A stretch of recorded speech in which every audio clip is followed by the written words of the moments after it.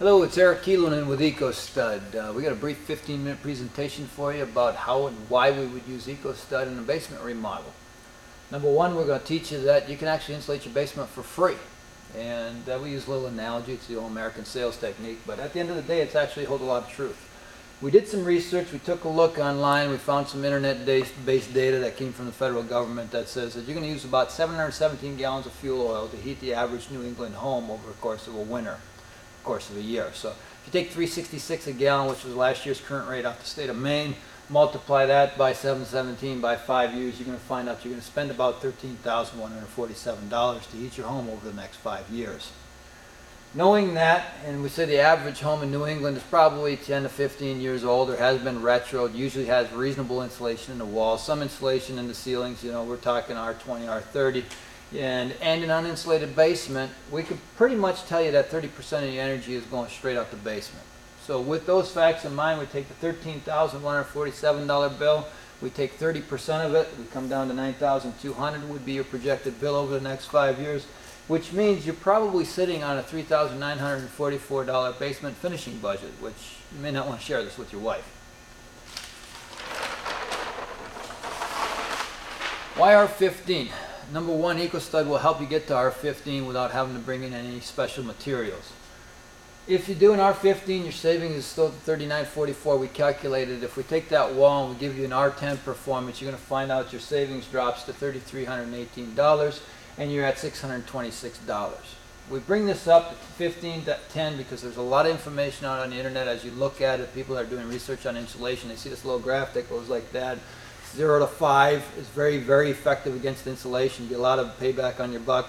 5 to 10, R value, it's still pretty substantial. 10 to 15, it starts sloping and gradually moving out, and beyond 15, it really the payback becomes very slow. But we just like to make sure you're aware of the cost of the decision of doing something quick and easy and doing it to R10 rather than R15. You're actually sitting on a $626 decision. Now, if you're going to live in your house beyond 5 years, let's say 10 years, you're actually sitting on a $1,200 decision. That's just information you as a consumer need to know when you're thinking about going through and doing some more insulation in your basement. And we like to talk about it a little bit as well because a finished basement becomes a more useful space. Why EcoStud in an insulation package in a basement? Well, we're thermally efficient, number one. We're 12 times better than wood, where you're going to find we're 45 times better than steel. These aren't invented numbers. These are straight out of the laws of physics and the thermal resistivity of wood and steel. You take the measure of thermal resistivity times the width of the resistor, and you find out that we're, again, 12 and 45 times better. What does that mean in layman's terms? If you've got a basement wall and you put a steel stud with an R15 bat, and then you take that steel out and you put a plastic stud in there, replace the steel for the plastic, you're going to find your R value improves by 8 points. What that means in a nutshell is you put R15 bat, you put a steel stud, it performs like R7. You put an R15 bat with a wood stud, and it performs like R10. You lose 5 points. You put an R15 bat with an EcoStud, and you perform at R15.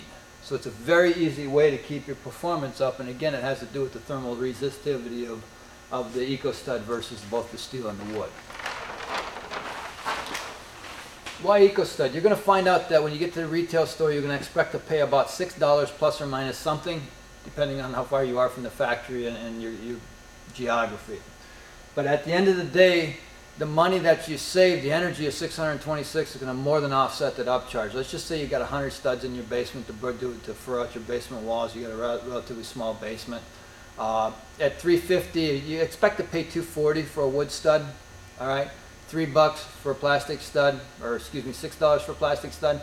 You're looking at a $3.60 upcharge. If we use 100 studs, we know we're $360 more. If we're piping $626 out the basement through your energy bill, then it becomes very simple math to say you're going to get your money back in about 2.5 years. So we like to tell people that you're going to get your money back in real cash savings in 3 to 5 years, depending on the size of your basements and the overall efficiency of your house. Why EcoStud? Well, we're 100% recycled. We're made out of 100% recycled resin all the time. It just varies amounts between post-consumer, post-industrial. No rot, no rust, no mold, no mildew. Bugs don't like to eat us. All real valid reasons for using EcoStud in a basement. Take a look at a basement. If your basement is dry, meaning we don't have water running through it, and yet it's still damp, it's condensation that's caused by thermal transfer and dew points. All right. If we insulate our basement, we push the conditioned space in the house from the peak down to the basement floor. What we do is we create drier environment in your entire basement, and we don't give a place for mold and mildew to grow or rot to grow. At the end of the day, you end up with a healthier basement. I myself suffer from allergies. I don't spend a lot of time in dirty, dusty, dank basements because basically they light my allergies up. So it's just a very simple way to improve the overall health of your house, along with saving the thermal energy. Do-it-yourselfers, you want to tackle EcoStud. It's nice to know all your track is laid out. Your 16-inch centers will be there every time.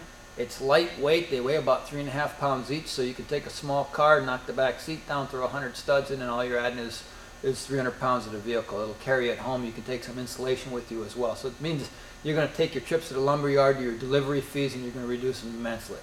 All right?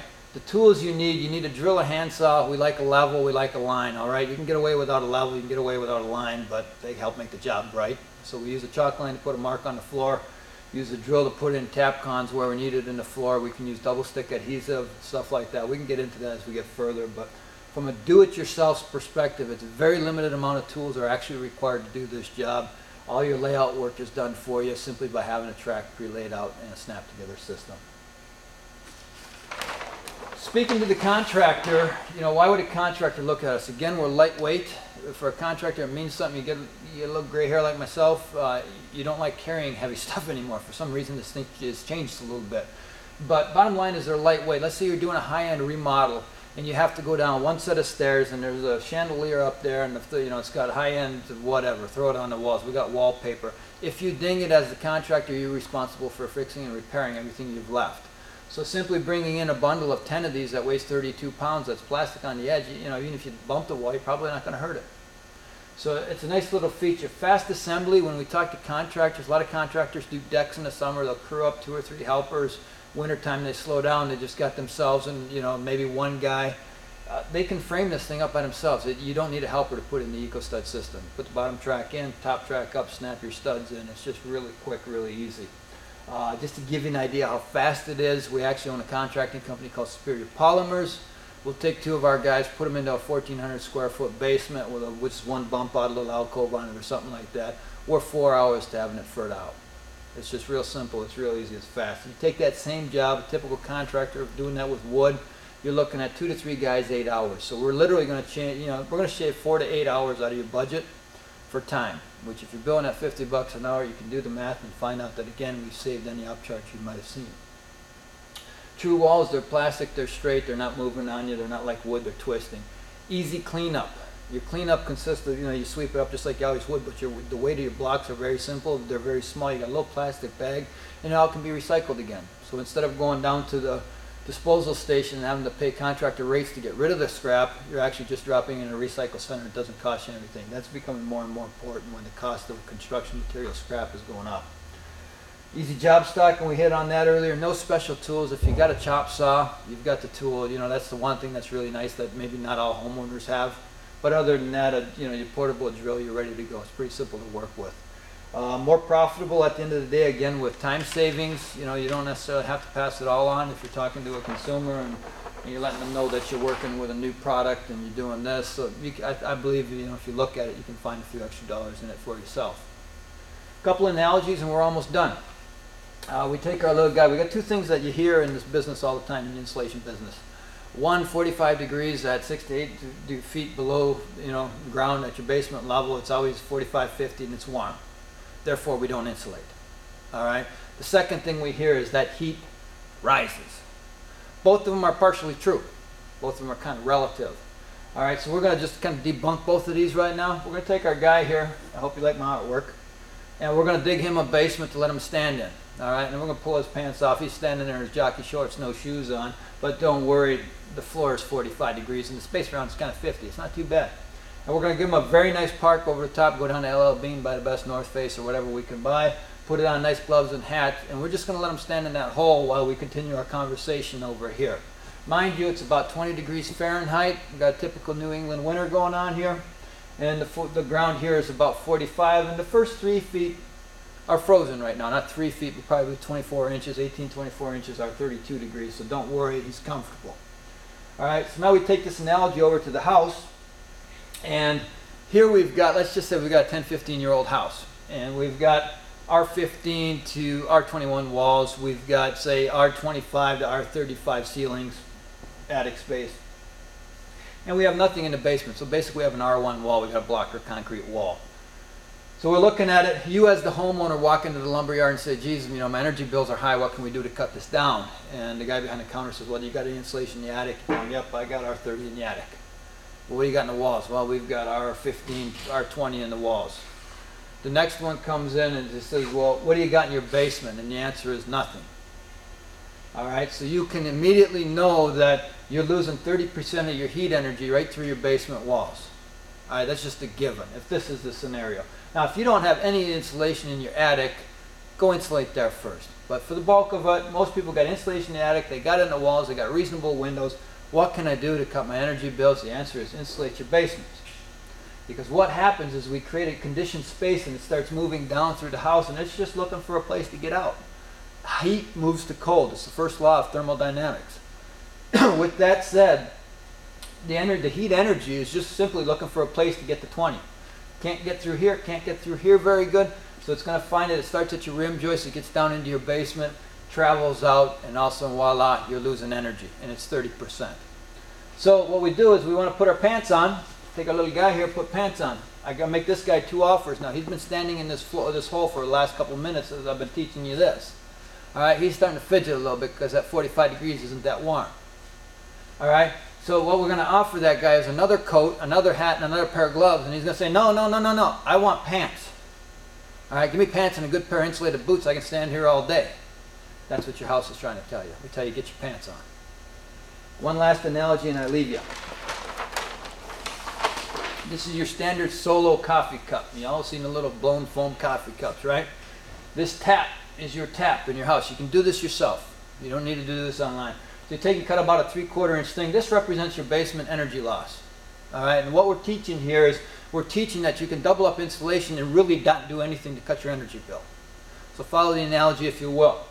We want to fill the cup up to the top, which is the equivalent of insulating or heating our house to say 68 degrees or whatever temperature we want. All right, so we have to turn the spigot on to some level that brings it up to the top, keeps it there, and compensates for the water, the energy that's leaving through the basement gap here. All right, so we got 2 options. One is we can insulate the basement. The other is we can double up our insulation on the rest of our house. So in this case, because water flows down, heat goes up, right, kind of, we'll stay with that analogy. We'll say that we can insulate the roof and the walls.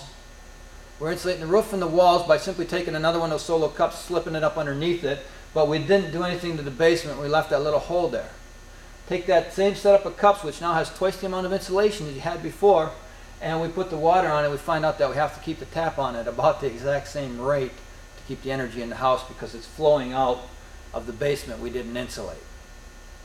So the simple solution to it is take that little piece you cut out, glue it back in there, you turn the tap on, you find out you can bring your 68 degrees right up to the top, and it takes very little energy to keep it there simply because all you're compensating for is a little bit of evaporation loss. I hope you understand the EcoStud system.